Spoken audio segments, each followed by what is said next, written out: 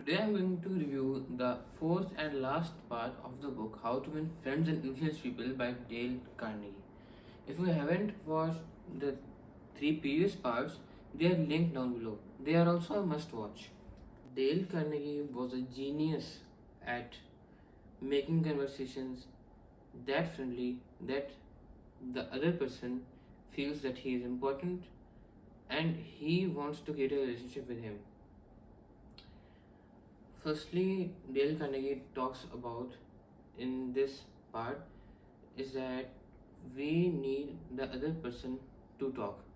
We don't want to talk, we want to zip ourselves and we want the other person to talk about himself and his achievements. If we talk about our achievements instead of listening to his achievements, we can make him feel inferior, and that is a bad feeling to have for a friend. Sometimes people only tell the upper floating bits. We want them to express themselves emotionally. We want to open them emotionally. That will make them sure that we don't offend them and we care about their feelings. And that can get you an unfair advantage. Instead of just showing a person a way out or just telling him what to do, isn't the best way of telling a person how to improve. Because they feel that they are being made inferior. They often become offended because of this. What we want to make sure is that we want to slip in an idea and then let them decide if it is on the mark or not, and then give the credit to them that they have solved their own problem and that we have only played a role of an assistant.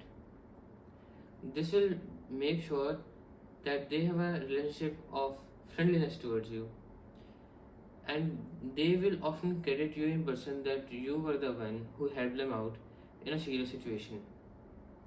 And you know what's the best way to get the other person's consent in an argument? Is it to get in their shoes? It is to see through their perspective. If you see through their perspective and tell them that you understand, they will eventually agree with your opinion even if it differs from theirs, because they have an idea that you understand more than anyone else. Also make sure that you also present your own opinion, because your own opinion also matters. Tell them and regard them as though that you know how they suffer, as though you know how much have they gone through. Like for example, if you're talking to a prisoner, you can tell, if I were in that situation, I would feel bad too, and I might do something bad. Be like that, and they will think that you understand them. And if they think that you understand them, that will get you deeper in them. What this creates an environment of sympathy around the person that you're talking to. He thinks that you are the only person who understands them, and they will eventually fall into your trap. They will become your friend, and you can get them expressive and you can open them up.